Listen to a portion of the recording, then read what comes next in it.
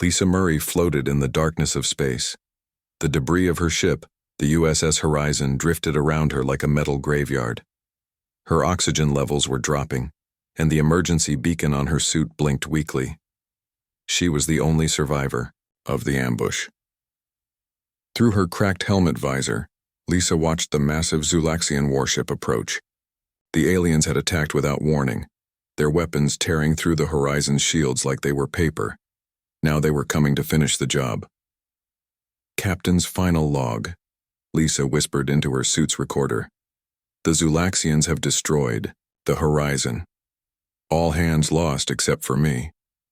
If anyone finds this, tell Earth Defense Command that their new shield technology doesn't work against. A bright light engulfed her, and Lisa felt the strange pull of a tractor beam. The Zulaxians weren't leaving her to die. That was new. In the 3 years of war between humans and the insect-like aliens, they had never taken prisoners. Lisa checked her suit's hidden compartment, where a small poison capsule waited. Every captain carried one. Better than being captured, the training said. But Lisa wasn't ready to die yet. As long as she lived, she could gather intel, maybe even escape. She closed the compartment. The tractor beam pulled her into a large hangar bay inside the Zulaxian ship. The air hissed as the bay repressurized. 6 tall Zulaxian soldiers surrounded her, their mandibles clicking in their alien language. One stood over 7 feet tall with 4 arms and an exoskeleton that shimmered like oil on water. One of the aliens stepped forward and removed her helmet. Lisa gasped for air, half expecting it to be poison, but her lungs filled with something breathable. The human lives, the alien said in broken English. Come. They didn't bind her or take her weapons, probably because they didn't view her as a threat. Lisa knew better than to attack. Not yet. First, she needed to understand why they had saved her. The aliens led her through corridors of strange, curved metal. Everything was designed for their larger bodies. Lisa memorized each turn, each door, looking for escape routes or anything that might help her later. They brought her to a cell with clear walls. Inside was a simple platform that might have been a bed and a hole in the floor that was probably a toilet. The cell door opened and Lisa walked in without being pushed. The door sealed behind her with a soft hiss. Lisa sat on the platform and examined her situation. Her combat suit was damaged, but still functional. The aliens hadn't discovered its secret, the neural interface that connected to the experimental augmentations in her spine and brain. To them, it probably looked like standard-issue armor. 3 hours passed before the door opened again. A larger Zulaxian entered, flanked by guards. His exoskeleton had gold patterns that the others lacked. I am Commander Krazox, he said, his English better than the others. You are the captain of the destroyed vessel? Lisa stood tall. Captain, Lisa Murray, Earth Defense Fleet. The commander's compound eyes studied her.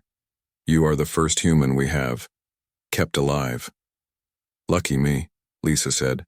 Why the change in policy? Krazox moved closer to the energy barrier. Your species puzzles us. You are physically weaker than Zulaxians. Your technology is inferior. Yet you continue to resist and even win battles against us. Our scientists wish to understand this anomaly. Lisa crossed her arms. So I'm a lab rat? You are a specimen, Krazox corrected. But I have proposed an alternative to immediate dissection. Lisa felt a chill run down her spine, but kept her face neutral. I'm listening. Our warriors train in combat from hatching. The youngest warrior class has just completed their initial training. 100 of them await their first real combat experience. The commander's mandibles clicked in what might have been amusement. You will face them in our arena. Lisa almost laughed. 100 against 1, those don't sound like fair odds. War is not fair, human, but consider the alternative. Immediate dissection. Lisa thought about the neural augmentations hidden in her body. Before joining the fleet, she had volunteered for a top-secret military program. The doctors had enhanced her nervous system, allowing her to process information and react at speeds no normal human could match. When connected to her combat suit, the system amplified her natural abilities even further. The aliens didn't know what she was capable of. Maybe that would be enough to survive, or even escape. If I win? Lisa asked. This time she was sure the commander was amused. If you defeat 100 warriors, you will have earned your freedom by our laws. You will be given a shuttle to return to human space.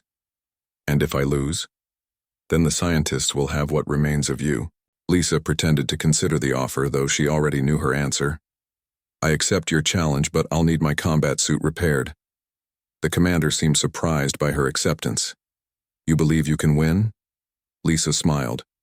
I believe in making things difficult for my enemies. Prepare the human for combat, Krazox ordered the guards. The arena awaits tomorrow. After the commander left, a smaller Zulaxian entered the cell area. This one wore markings that looked different from the soldiers. I am Vector, chief scientist, he introduced himself. I will be observing your performance carefully. Glad I could provide some entertainment, Lisa replied. The scientist moved closer, lowering his voice. Commander Krazox believes this display will demonstrate human weakness to our young warriors, but I am not convinced. There is something about your species that defies our understanding. Lisa said nothing. Our scans show your body has unusual neural patterns, Vector continued. Is this common in humans? Lisa kept her face blank. We're all unique. That's what makes us human. Indeed. Fascinating. The scientist stepped back. Rest now, human. Tomorrow will be instructive for us all. After he left, Lisa sat back on the platform and closed her eyes. She needed to rest, but her mind was racing. 100 alien warriors. It seemed impossible. But Lisa remembered her training at the enhancement facility. The neural augmentation doesn't just make you faster, her instructor had said. It changes how you perceive time in combat.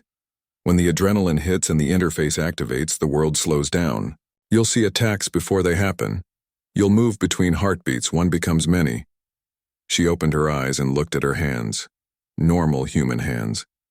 But inside her skull and along her spine, microscopic machines waited to transform her into something the Zulaxians couldn't imagine. 1 against 100, Lisa whispered to herself. Let's show them what one human can do. Lisa woke to the sound of her cell door opening. A Zulaxian guard stood there holding her combat suit. Prepare yourself, human, the guard said. The arena awaits. Lisa took the suit and examined it. The aliens had repaired the damage from the space exposure. They probably wanted her at her best to make the fight more interesting. Little did they know how much this suit would help her. Where can I change? Lisa asked. The guard pointed to a small alcove. There, you have 10 minutes. Lisa took the suit behind the screen.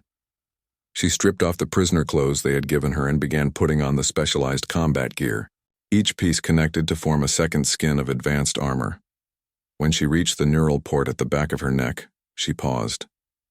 This was the moment of truth.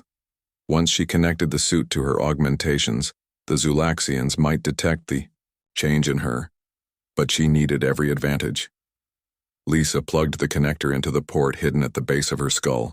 A warm sensation flooded her body as the suit came online, linking with the microscopic machines in her nervous system. Her senses immediately sharpened. She could hear the guard breathing outside the alcove, could sense the vibrations of the massive ship around her. She stepped out, fully suited up. The guard's mandibles clicked rapidly. Your heart rate has increased. Are you afraid? Lisa smiled. Just excited. The guard led her through more corridors, these ones larger and filled with Zulaxians moving about their daily duties. Many stopped to stare at the human.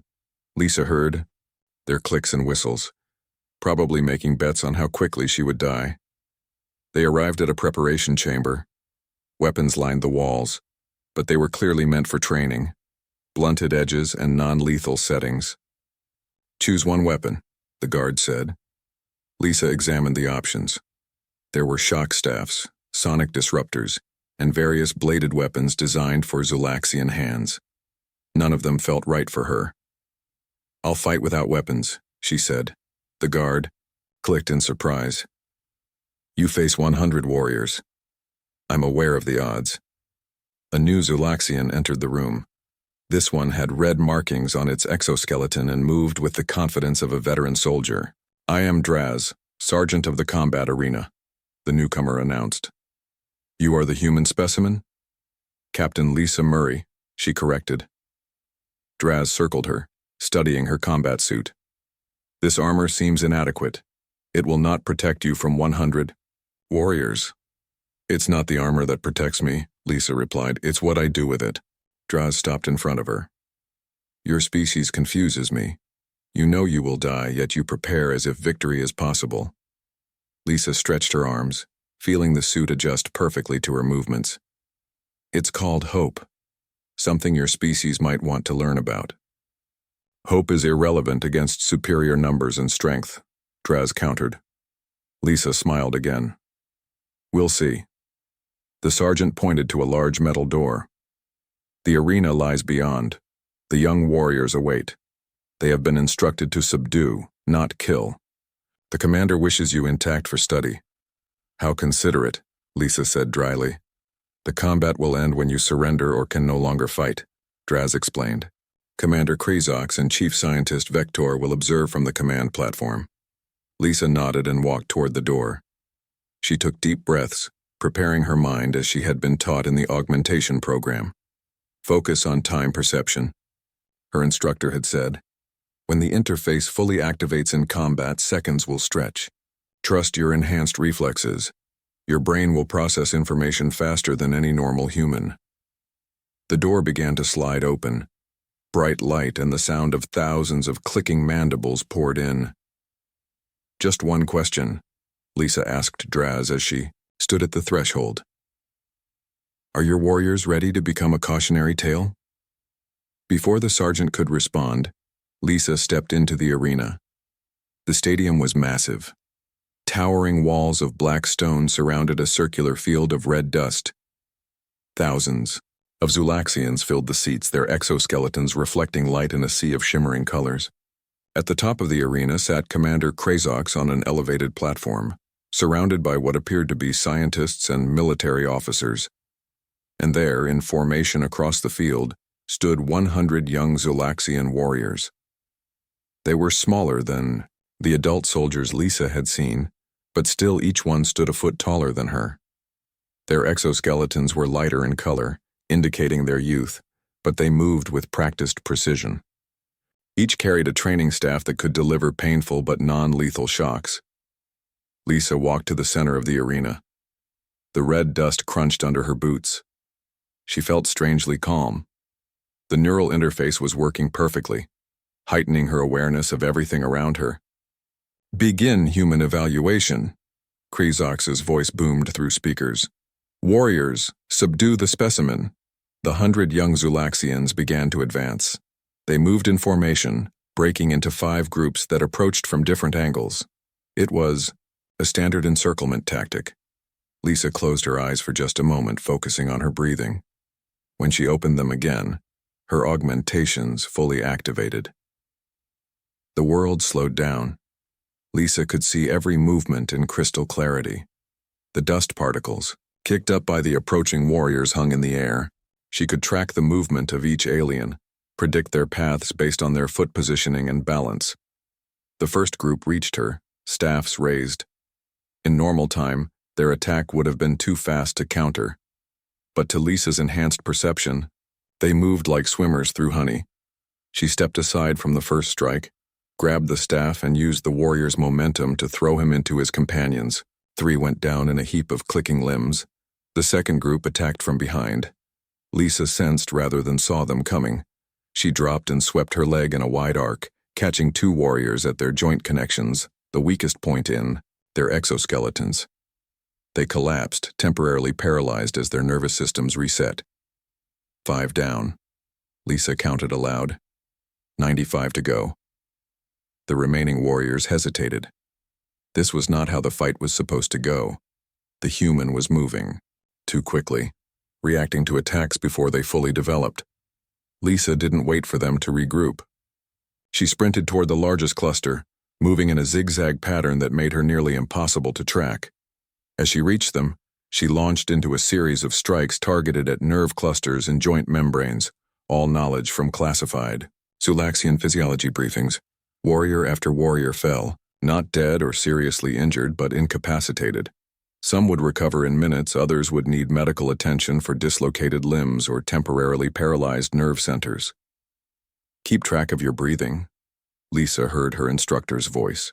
In her memory, the augmentation burns oxygen faster, control your pace. Lisa maintained her rhythm, conserving energy even as she continued to disable the increasingly confused young warriors. They had never faced anything like her, an opponent who seemed to predict their every move, who targeted weaknesses they didn't know they had. 20 warriors down.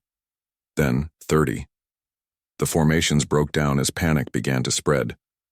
"Regroup," shouted one of the older warriors, trying to organize a new attack pattern. Lisa smiled. The fight had just begun and already they were scrambling. In the observation platform above the arena, Commander Krazox watched with growing concern. The human was not fighting like any human they had encountered before.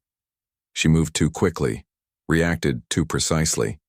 It was as if she could see attacks before they happened. "What am I witnessing?" Krazox demanded of Chief Scientist Vector. The scientist's compound eyes remained fixed on the fight below. "Something extraordinary, Commander. The human's neural patterns are operating at speeds we thought impossible for their species. She is perceiving time differently than our warriors." "How is this possible?" Krazox asked. "I do not know," Vector admitted. "But I believe we have severely underestimated human potential." Down in the arena, Lisa was in perfect flow. The world continued to move in slow motion around her as her augmentations processed every detail of the battlefield. She could see the dust kicked up by each footstep, hear the subtle click of mandibles that signaled an attack was coming, feel the air displacement from a staff swinging toward her back. A group of 5 warriors surrounded her, attacking from all sides at once. In normal time, it would have been impossible to defend against all of them. But Lisa ducked under the first staff, rolled past the second, and came up behind the third warrior. She struck precisely at the nerve cluster where the warrior's upper, right arm connected to its thorax. The limb went limp immediately. Lisa then grabbed the disabled warrior and used his body as a shield against the fourth attacker. The shock staff hit the already disabled warrior instead. Lisa pushed the stunned body toward the fifth attacker, knocking both down in a tangle of limbs. 40 down, Lisa called out, making sure the commander could hear her. 60 to go. The remaining warriors began to spread out, more cautious now. They had seen what happened to their comrades who rushed in. Some were beginning to back away, their mandibles clicking in confusion and fear. Lisa captured a fallen shock staff and tested its weight. It was designed for the larger Zulaxian hands, but she could manage it. She twirled it experimentally, getting a feel for the balance. "Come on," she called to the hesitating warriors. "I thought this was supposed to be a challenge." Her taunt worked. A group of 10 warriors charged at her, determined to overwhelm her with sheer numbers. Lisa smiled. This was exactly what she had trained for. She met their charge head-on, the staff becoming an extension of her augmented reflexes. She struck with precision, targeting joints and nerve clusters, moving through their formation like water through rocks. Within seconds, 7 more warriors lay on the ground, unable to continue fighting. 47, Lisa counted. In the stands, the Zulaxian spectators had fallen silent. This was not the exhibition they had expected. Instead of watching their young warriors proudly subdue a weak human, they were witnessing something unprecedented, a single human dismantling their entire combat doctrine. Lisa caught her breath for a moment. Her augmentations were working, perfectly, but they drained her energy quickly. She needed to pace herself. A larger warrior approached her, moving more cautiously than the others. He seemed to be studying her, looking for weaknesses. "You fight well, human," he said in broken English. "But you tire. We are many." Lisa nodded. "You're right. I am getting tired. So let's finish this quickly." She rushed forward with sudden speed, catching the warrior off guard. Before he could raise his staff to defend, Lisa slid beneath him, targeting the connection points of all 4 legs simultaneously. The warrior collapsed as his limbs temporarily failed him. 48, Lisa said. The remaining warriors began to back away further. Some looked up to Commander Krazox, as if seeking permission to retreat. Such an action was shameful in Zulaxian culture, but they had never faced an opponent like this human. Krazox stood from his seat, mandibles clicking rapidly in anger. Continue the combat. Surround and subdue. The warriors reluctantly reformed their lines. About 50 of them remained able to fight. They spread out in a wide circle around Lisa, creating a wall of bodies and shock staffs. Lisa assessed the situation. A direct attack against 50 at once would be risky, even with her augmentations. She needed to break their formation. She recalled her combat instructor's words. When outnumbered, create chaos. Enemies expect order and patterns. Give them the unexpected. Lisa dropped her captured staff and knelt down. She grabbed a handful of the red arena dust and waited. The warriors began to slowly close their circle, advancing cautiously. When they were just 10 feet away, Lisa threw the dust into the air and charged directly at the thinnest part of the line.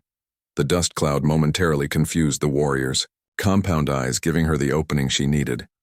She broke through the line, taking down 3 more warriors in the process. Now she was outside their circle and they had to turn and regroup. 51, Lisa counted.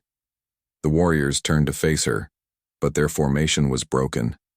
Lisa used their confusion to press her advantage, darting between them and targeting the most aggressive ones first. Each precise strike disabled another warrior, adding to the growing number of fallen bodies on the arena floor. In the observation platform, Vector turned to Commander Krazox. Commander, I believe we must reassess our understanding of humans. This is just one human, Krazox insisted. An anomaly. What if it is not? Vector asked. What if they have been hiding their true capabilities? What if every human has this potential? The commander had no answer. He continued watching as the human systematically took apart his warrior class. Lisa had found her rhythm now. Move, strike, disable, move again. Never stay still long enough to be surrounded. Target the leaders first, then the strongest, leaving the hesitant ones for last. 62, she counted after disabling another group.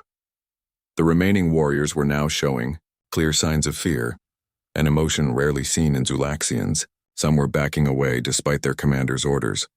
Others were trying to help their fallen comrades rather than engaging the human. Lisa captured another shock staff and held it ready. Who's next? She called out. No one stepped forward. Your warriors seem to have learned something today, Lisa shouted up to Krazox. Maybe it's time you learned something too. The commander's mandibles clicked furiously. Complete the combat. This is a direct order. Reluctantly, the remaining warriors formed one last group for a final charge. About 35 of them remained able to fight. They raised their staffs and rushed forward together, hoping that sheer numbers would finally overcome the human. Lisa stood her ground, staff held ready. As they closed in, time seemed to slow even further. She could see each warrior's movement, predict each attack path. Her augmented brain calculated angles, timing, weak points. She burst into motion, moving through their formation like a ghost. Her staff struck with precision, disabling warrior after warrior with minimal force. She wasn't trying to hurt them, just show them the futility of their attack. Bodies fell around her as she danced through their ranks. 10 more warriors down, then 15, then 20. The last few warriors broke formation and backed away, their will to fight completely broken. They dropped their staffs in a gesture of surrender, an unprecedented act in Zulaxian combat history. Lisa stood in the center of the arena, surrounded by fallen warriors. Some were beginning to recover from her precision strikes, sitting up and watching her with new respect in their compound eyes. 85, Lisa counted, looking up at Commander Krazox. The rest have surrendered. Do you want to continue this demonstration, or shall we talk? The arena fell completely silent. Commander Krazox stood frozen, his mandibles still. Never in Zulaxian history had warriors surrendered in combat. It was unheard of, shameful. Yet there they were, 15 of his youngest fighters, their weapons, dropped at their feet, backing away from a single human. The commander turned to Chief Scientist Vector. "End the combat. Now." "But the human has not defeated all 100 warriors," Vector pointed out. "She has defeated our warriors' will to fight," Krezox said grimly. "That is a more complete victory than physical domination." The scientist nodded and pressed a control. A loud tone sounded through the arena. "Combat is concluded," announced a voice over the speakers. Lisa Murray remained in her ready stance for a moment longer, making sure this wasn't a trick. When she saw the remaining warriors relaxing their postures, she allowed her own body to relax slightly. The world began to speed up again as her augmentations reduced their output. The crowd of Zulaxian spectators began a strange, rhythmic clicking that Lisa couldn't interpret. It wasn't the angry sound she had expected. It sounded almost appreciative. Platform descended from the observation deck, carrying Commander Krezox and Chief Scientist Vector. When it reached the arena floor, they stepped off and approached Lisa. Behind them, medical teams entered to tend to the disabled warriors. "Human," Krezox addressed her formally. "You have accomplished something unprecedented." Lisa lowered her captured staff but maintained her guard. "I simply did what was necessary to survive."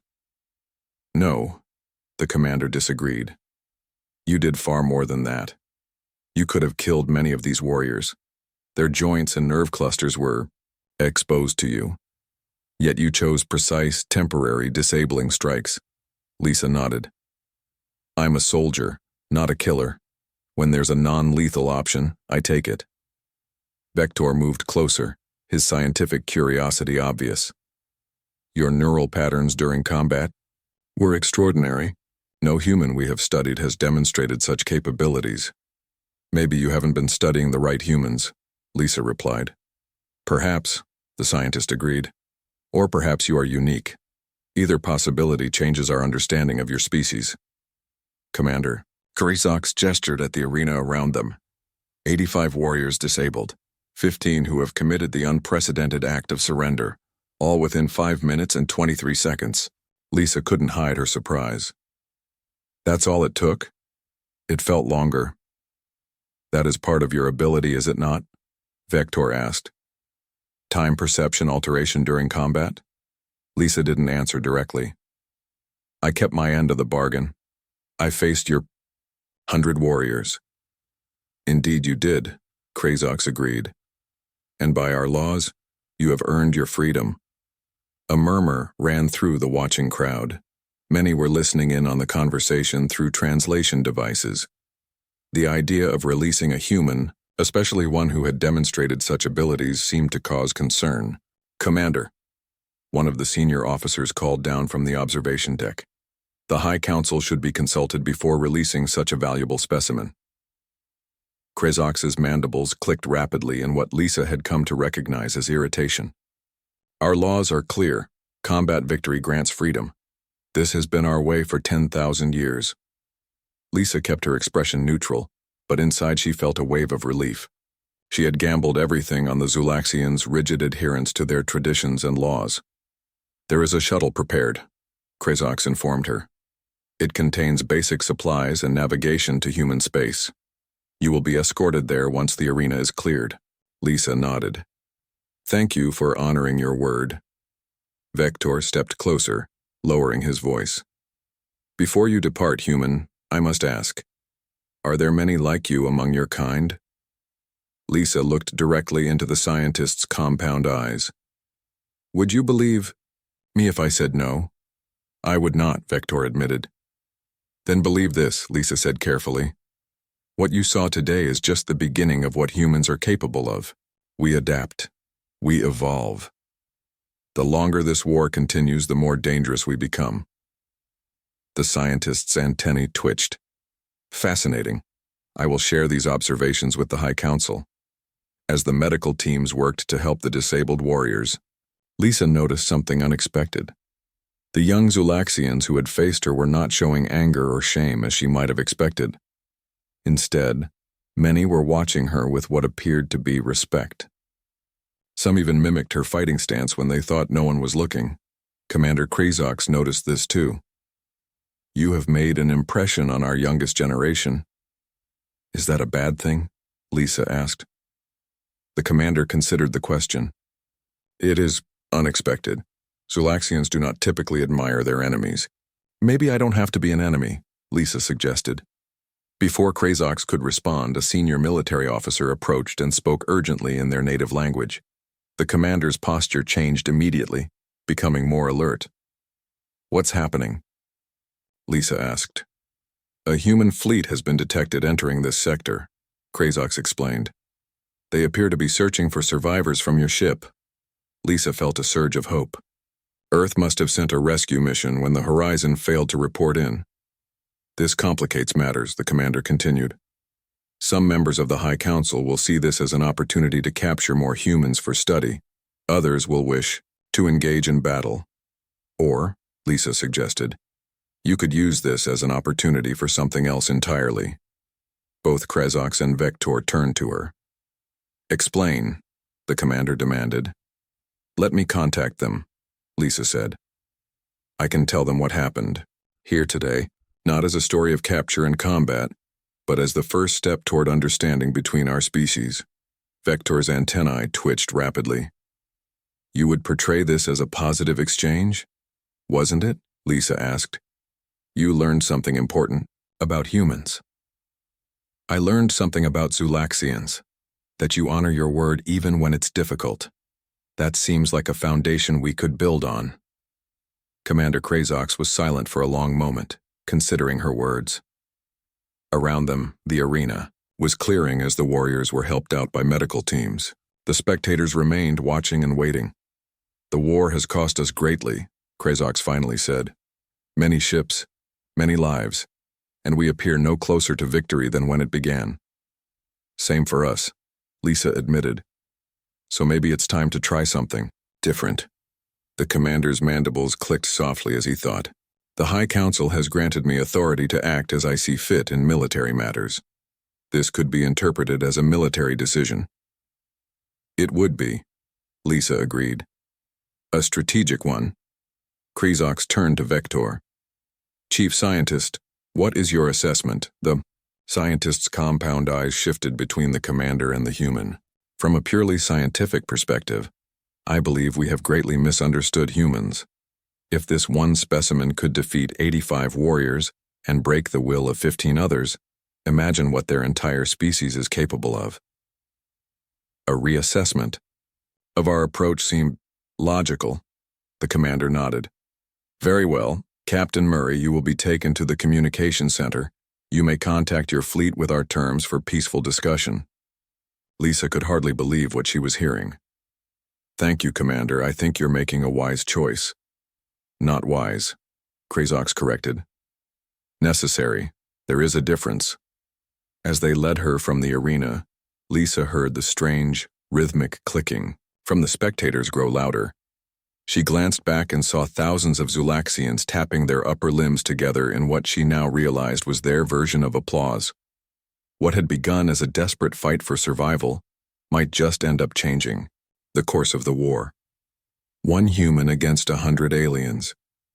And somehow, everyone had won. 6 weeks later, Lisa Murray stood by the large window of Earth's orbital diplomatic station. Below her, the blue planet spun peacefully. Beside her stood Commander Krazox, his exoskeleton gleaming in the artificial light. They were waiting for the official signing ceremony to begin.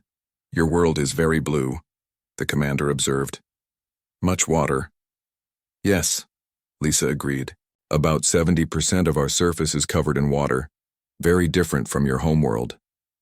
"Perhaps that is why our species developed so differently," Krazox suggested. "Your soft body suited to a water world, our exoskeletons adapted to the harsh deserts of Zulax." Lisa nodded. It was still strange to be having casual conversations with the alien who had once planned to dissect her, but much had changed since that day in the arena. The door opened, and Admiral Frank Porter entered the room.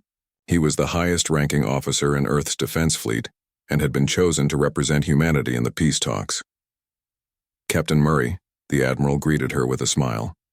Commander Krazox, the representatives are ready to begin the ceremony. Thank you, Admiral, Lisa replied.